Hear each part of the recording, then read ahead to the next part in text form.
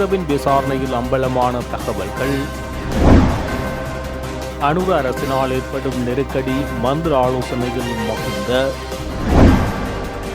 பதவி விலகிய கலைப்பீடாதிபதி ரகுராம் போராட்டத்தில் இறங்கியுள்ள விரிவுரையாளர்கள். இந்திய மீனவர்கள் மீது இலங்கை கடற்படையினர் துப்பாக்கி பிரயோகம். யாழில் அதிகரிக்கும் விபத்துகளுக்கு காவல்துறையும் காரணமா? வெளிவரும் உண்மைகள். நாட்டில் உணவகங்களை மூட வேண்டிய நிலை, விடுக்கப்பட்ட எச்சரிக்கை. இலங்கையில் மீண்டும் வரிசை யுகம். பெருந்தோட்ட மக்களுக்காக அடுக்குமாடி குடியிருப்பு திட்டம். தமிழக மீனவர்கள் 13 பேர் இலங்கை கடற்படையால் கைது. அமெரிக்க இலங்கை உறவால் ஏமாறும் தமிழ் மக்கள். அரசியல் கைதிகளின் விடுதலையை துரிதமாக்குமாறு கோரிக்கை விடுக்கிறோம், அருத்தந்தை மா சக்திவேல். மாவை சேனாதிராஜா அவசர சிகிச்சை பிரிவில் அனுமதி. முன்னாள் ஜனாதிபதி மஹிந்த ராஜபக்சவின் மகன் ஜோசித ராஜபக்சவின் பல தனிப்பட்ட தகவல்கள் நேற்று நடைபெற்ற வழக்கு விசாரணையின் போது வெளிப்பட்டதாக தெரிவிக்கப்பட்டுள்ளது. ரத்மலானை ஸ்ரீமல் உயன பகுதியில் 34 மில்லியன் ரூபாய் மதிப்புள்ள நிலத்தை வாங்கியது தொடர்பான பண மோசடி குற்றச்சாட்டில் கைது செய்யப்பட்டு அவர் பிணையில் செல்ல அனுமதிக்கப்பட்டிருந்தார். ஜனவரி 25ஆம் தேதி பெலியத்த பகுதியில் கைது செய்யப்பட்ட பின்னர் கொழும்பு மேலதிக நீதவான் முன்னிலைப்படுத்தப்பட்ட பின்னர் அவர் விளக்கமறியலில் வைக்கப்பட்டார். மேலும் வழக்கு கொழும்பு மேலதிக நீதவான் மஞ்சுள ரத்நாயக்க முன் மீண்டும் எடுத்துக் கொள்ளப்பட்ட போது பல விடயங்கள் வெளிவந்துள்ளதாக தெரிவிக்கப்படுகிறது. சந்தேக நபர் கைது செய்யப்பட்ட நேரத்தில் கைவிலங்கு போடப்படவில்லை. ஆனால் சிறை அதிகாரிகளால் நீதிமன்றத்துக்கு கொண்டு வரப்பட்ட போது கைவிலங்கு போடப்பட்டிருந்தார். இதன்போது மேலதிக மன்றாடியார் நாயகம் திலீப பீரிஸ் நீதிமன்றத்தில் மேலும் ஒரு அறிக்கையை சமர்ப்பித்து சந்தேக நபருக்கு எதிரான இந்த சட்ட நடவடிக்கை தனிமைப்படுத்தப்பட்ட வழக்கு அல்ல என்றும் பண மோசடியின் கீழ் அவருக்கு எதிராக வேறு பல வழக்குகள் உள்ளது எனவும் தெரிவித்துள்ளார். விசாரணை அதிகாரிகளுக்கு வெளிப்படுத்தப்பட்ட உண்மைகளின்படி கேள்விக்குரிய சொத்தின் பேரளவிலான உரிமையாளர் டெய்சி போரஸ்ட் என்ற பெண் என்றும் அவர் சந்தேக நபரின் உறவினர் அதாவது பாட்டி முறை எனவும் கூறப்பட்டுள்ளது. இருப்பினும் 2012ஆம் ஆண்டு அவருக்கு அசையா சொத்து எதுவும் இல்லை என்பது கண்டறியப்பட்டுள்ளது. அவர் 1971ஆம் ஆண்டு ஒரு மருத்துவமனையில் 275 மாத சம்பளத்துக்கு சமையலறை பராமரிப்பாளராக பணிபுரிந்தார் எனவும் கூறப்படுகிறது. இதன்படி டெய்சி போரஸ் தொடர்பில் சமர்ப்பிக்கப்பட்ட மத்திய அறிக்கையின்படி முன்னாள் ஜனாதிபதி மஹிந்த ராஜபக்சவின் உறவினரான பாலித கமகேயின் குடும்ப உறுப்பினர் ஒருவரால் இந்த சொத்தை வாங்குவதற்காக 24 மில்லியன் ரூபாய் வழங்கப்பட்டுள்ளதாக கண்டறியப்பட்டுள்ளது. ஆனால் பாலித கமகே இந்த குற்றச்சாட்டை மறுத்து சாலை மேம்பாட்டு குத்தகையை பெறுவதற்காக ஜனாதிபதி மஹிந்த ராஜபக்சவின் அலுவலகத்தில் பணிபுரிந்த ஒருவருக்கு 12.5 மில்லியன் ரூபாய் லஞ்சமாக வழங்கியதாக விசாரணையின் போது ஒப்புக்கொண்டுள்ளார். மேலும் இந்த சம்பவத்துடன் தொடர்புடைய மற்றொரு முக்கியமான விடயமாக பரிவர்த்தனையின் போது ஜோசித ராஜபக்ச யார் ஜசோரா அபேநாயக்க என்ற இளம்பெண்ணுடன் காதல் உறவில் இருந்துள்ளதாக தெரிய வந்துள்ளது. இது தொடர்பில் சாட்சியம் அளித்த ஜசாராவின் மாமாவான பசந்த ஜெயசூரிய சொத்தை தாம் வாங்க தயாராக இருப்பதாக முன்னதாக கூறியுள்ளார். ஆனால் ஜாசராவும் ஜோசிதவும் திருமணம் செய்து கொண்ட பிறகு குடியேற ஒரு வீடு தேவை என கூறி சொத்தை தனக்கு வழங்குமாறு ஜோசித ராஜபக்ச கூறியுள்ளார். சம்பந்தப்பட்ட சொத்தின் பத்திரத்தை பெற ஜோசித ராஜபக்ச ஒரு பாதுகாப்பு அதிகாரி மூலம் 34 மில்லியன் ரூபாயை அனுப்பியதாக வசந்த ஜெயசூரிய தெரிவித்துள்ளார். முன்னதாக ஜோசித 2007இல் கடற்படையில் சேர்ந்துள்ளார். பின்னர் லெப்டினண்டாக பதவி உயர்வு பெற்றார் மற்றும் 2016இல் அவர் பதவியிலிருந்து இடைநீக்கம் செய்யப்படும் வரை அந்த பதவியில் பணியாற்றினார் என மன்றாடியார் நாயகம் மேல் நீதிமன்றத்துக்கு தெரிவித்துள்ளார். அப்போது அவரது மாத சம்பளம் 73,000 ரூபாய் ஆகும். மேலும் அந்த தொகை ஒருபோதும் சம்பந்தப்பட்ட வங்கிக் கணக்கில் இருந்து எடுக்கப்படவில்லை என்பது கண்டறியப்பட்டுள்ளது. இது தவிர தெஹிபலை பகுதியில் டெய்சி போரஸ் பெயரில் 500 லட்சம் ரூபாய்க்கு வாங்கப்பட்ட மற்றொரு நிலம் தொடர்பாகவும் வழக்கு இதன் போது விசாரணைக்கு எடுத்துக் கொள்ளப்பட்டது. முன்னாள் ஜனாதிபதி மஹிந்த ராஜபக்சவுக்கும் ஸ்ரீலங்கா பொதுஜன பெரமுனவின் பிரதிநிதிகளுக்கும் இடையில் விசேட சந்திப்பு ஒன்று இடம்பெற்றது. கொழும்பு விஜயராம மாவட்டத்தில் உள்ள முன்னாள் ஜனாதிபதியின் உத்தியோகபூர்வ இல்லத்தில் நேற்று இந்த சந்திப்பு இடம்பெற்றது. இந்த சந்திப்பின் போது ஸ்ரீலங்கா பொதுஜன பெரமுனவின் பிரதிநிதிகள் கடந்த ஜனாதிபதி தேர்தலின் போதும் முன்னாள் ஜனாதிபதி ரணில் விக்ரமசிங்கவை சேர்ந்த சின்னத்தில் ஆதரித்த உறுப்பினர்களும் கலந்து கொண்டனர்.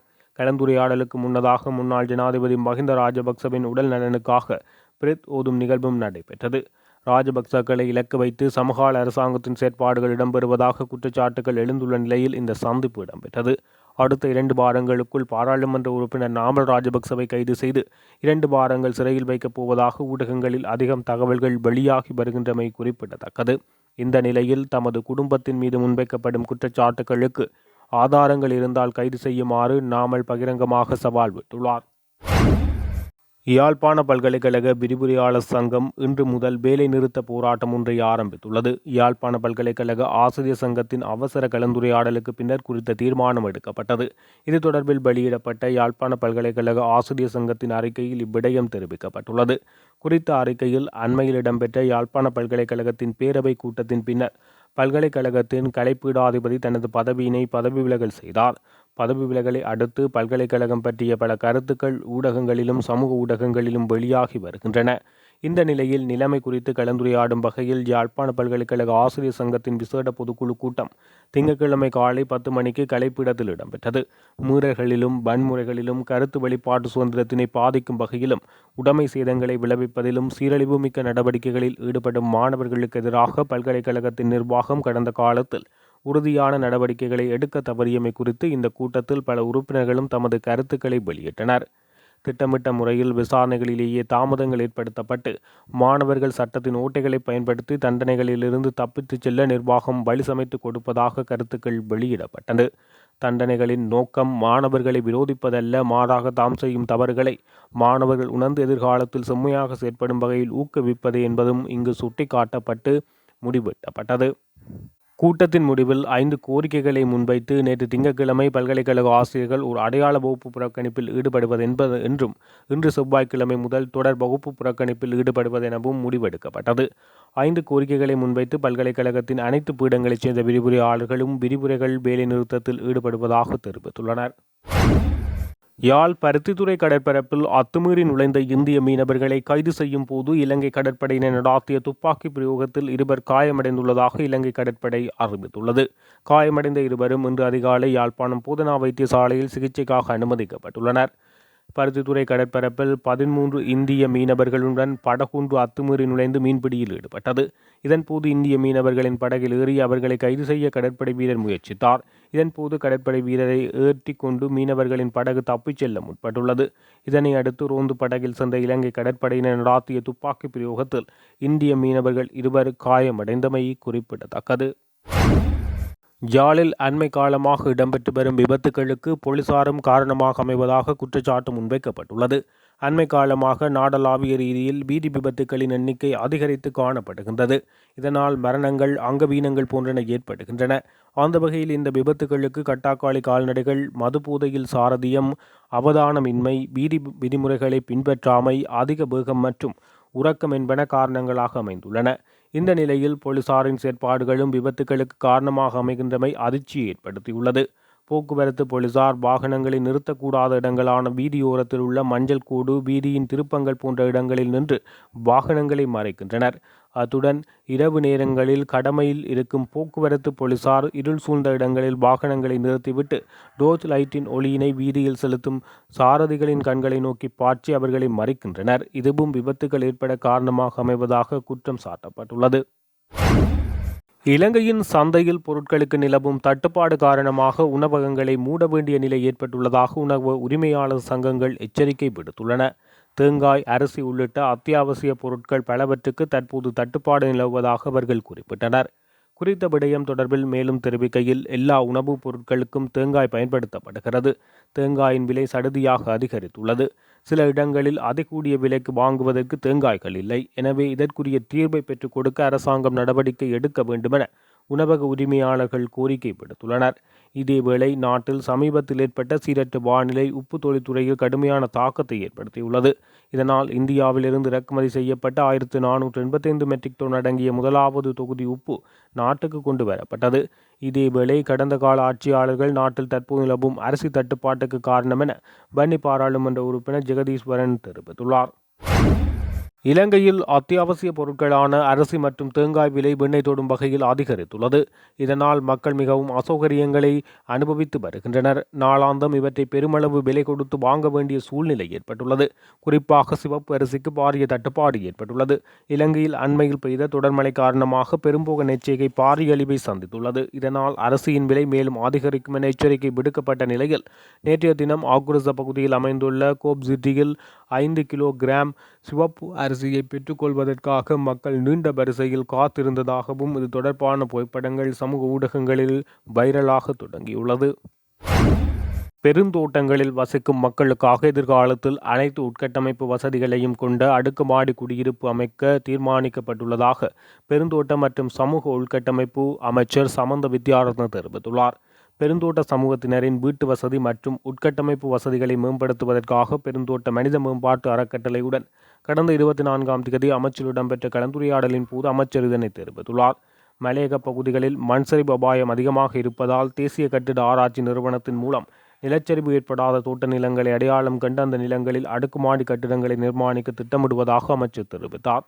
விவசாயத்துக்கு மட்டுமல்லாமல் வீட்டு வசதி கட்டுமானத்துக்கும் மிக குறைந்த நிலம் மட்டும் உள்ளதால் தோட்ட மக்களின் வீட்டு பிரச்சினைக்கு தீர்வாக இந்த அடுக்குமாடி குடியிருப்புகளை கட்ட திட்டமிட்டுள்ளதாக அமைச்சர் தெரிவித்துள்ளார். சட்டவிரோதமாக மீன்பிடித்ததாக கூறி தமிழக மீனவர்கள் 13 பேர் இலங்கை கடற்படையால் கைது செய்யப்பட்டனர். மீன்துறை அலுவலகத்தின் அனுமதி சீட்டுடன் ராமேஸ்வரம் மீன்பிடி துறைமுகத்திலிருந்து 2 விசைப்படகுகளில் தமிழக மீனவர்கள் கடலுக்கு சென்றுள்ளனர். நெடுந்தீவு அருகில் இவர்கள் மீன்பிடித்துக் கொண்டிருந்த போது அங்கு கண்காணிப்பு பணியில் ஈடுபட்டிருந்த இலங்கை கடற்படையினர் எல்லை தாண்டி மீன்பிடித்ததாக கூறி குறித்த தமிழக மீனவர்கள் 13 பேரையும் கைது செய்ததோடு அவர்களில் 2 விசைப்படகுகளையும் பறிமுதல் செய்தனர். கைதான மீனவர்கள் காங்கேசன்துறை கடற்படை முகாமுக்கு அழைத்து செல்லப்பட்டு விசாரிக்கப்பட்டு பின்னர் யாழ்ப்பாண மீன்வளத்துறை அதிகாரிகளிடம் ஒப்படைக்கப்படுவார்கள் என தெரிவிக்கப்பட்டுள்ளது. இந்திய மீனவர்கள் இலங்கை கடற்படையினரால் கைது செய்யப்படும் சம்பவங்கள் நாளுக்கு நாள் அதிகரித்து வருவதாக குற்றம் சாட்டப்பட்டுள்ளது. தமிழர்கள் பிரச்சினைக்காக அமெரிக்கா தீர்வு காணும் என்று பொய்யான நம்பிக்கையில் தமிழ் மக்கள் பலர் இருக்கிறார்கள் என இலங்கை மூத்த பத்திரிகையாளர் நிக்சன் தெரிவித்துள்ளார். நடைபெற்று முடிந்த ஜனாதிபதி தேர்தலுக்கு பின்னரான அரசியல் என்ற துணைப்பொருளில் இடம்பெற்ற கருத்தரங்கு ஒன்றில் அவர் இதனை தெரிவித்துள்ளார். அமெரிக்கா ஒருபோதும் ஜேவிபி அரசாங்கத்தை ஏற்றுக்கொள்ளாது என்ற கருத்து தமிழ் மக்களிடையே காணப்படுகிறது. எனவே சீனா இந்தியா பக்கம் அனுரகுமார திசாநாயக்கத்தின் கவனத்தை திருப்பலாம் என்ற செய்திகள் சிங்கள ஊடகங்களில் வெளிவருவதை காணக்கூடியதாக உள்ளது. சர்வதேச புவிசார் அரசியல் வியூகங்களுக்குள் விழுந்துவிடாமல் சர்வதேச சட்டங்களூடாக தமிழ் தரப்பு செயற்பட வேண்டும் என வலியுறுத்தியுள்ளார். பாலஸ்தீன போராட்டம் தொடர்பாகவும் அமெரிக்காவின் இரட்டை கொள்கைகள் குறித்தும் விளக்கம் அளித்துள்ளார். ஜேபிபியின் அமெரிக்க கூட்டு சேர்ந்து செயற்படும் சந்தர்ப்பங்கள் இருப்பதாகவும் அவர் சுட்டிக்காட்டினார். இமாலய பிரகடனத்தின் தொடர்ச்சியை அனுரகுமார் அரசாங்கம் கையாள உள்ளது என அவர் சுட்டிக்காட்டியுள்ளார். அரசியல் கைதிகள் விடயத்தில் ஜனாதிபதி தனது நிலைப்பாட்டையும் அரசின் நிலைப்பாட்டையும் வெளிப்படுத்த வேண்டும் என்பதோடு அரசியல் கைதிகளின் விடுதலையை துரிதமாக்குமாறும் அதற்கான நாள் குறிக்குமாறும் கோரிக்கை விடுப்பதாகவும் சமூக நீதிக்கான செயற்பாட்டாளரும் அரசியல் கைதிகளை விடுதலை செய்வதற்கான தேசிய அமைப்பின் இணைப்பாளருமான அருத்தந்தை மா சக்திவேல் தெரிவித்துள்ளார். பாராளுமன்ற தேர்தல் பின்னர் இந்திய மற்றும் சீன பிரயாணங்களை தொடர்ந்து நாடு உள்ளூராட்சி மன்ற தேர்தலை எதிர்நோக்கி இருக்கையில் யாழ் மாவட்ட செயலகத்தில் இடம்பெறவுள்ள அபிவிருத்தி குழு கூட்டத்தில் கலந்து கொள்வதற்கு ஜனாதிபதி அனுரகுமார திசாநாயக்க எதிர்வரும் வெள்ளிக்கிழமை வடக்குக்கு வருகை தருவது என்பது தேசிய மக்கள் சக்தி அரசாங்கத்தை பலப்படுத்தும் அரசியல் பயணமாக அமையாது. தமிழர்கள் எதிர்நோக்கும் அரசியல் சமூக பொருளாதார கலாச்சார பிரச்சினைகளின் தீர்வுக்கு அடித்தளமிடும் விஜயமாக இருக்க வேண்டும் என வலியுறுத்துகிறோம். விசேடமாக தமிழர் தாயகத்தில் மக்கள் முன்னின்று ஜனாதிபதி அரசியல் கைதிகள் விடுதலை செய்யப்படுவார்கள் என நம்பிக்கை அளித்ததை நாம் மறக்கவில்லை.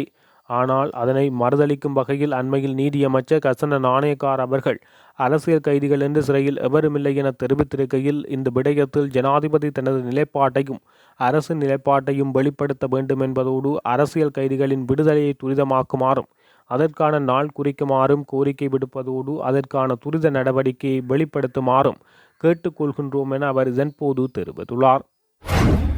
இலங்கை தமிழரசு கட்சியின் மூத்த தலைவரும் முன்னாள் பாராளுமன்ற உறுப்பினருமான மாவை சேனாதிராஜா யாழ்ப்பாணம் போதனா வைத்தியசாலையில் அவசர சிகிச்சை பிரிவில் சிகிச்சைக்காக இன்று அனுமதிக்கப்பட்டுள்ளார்.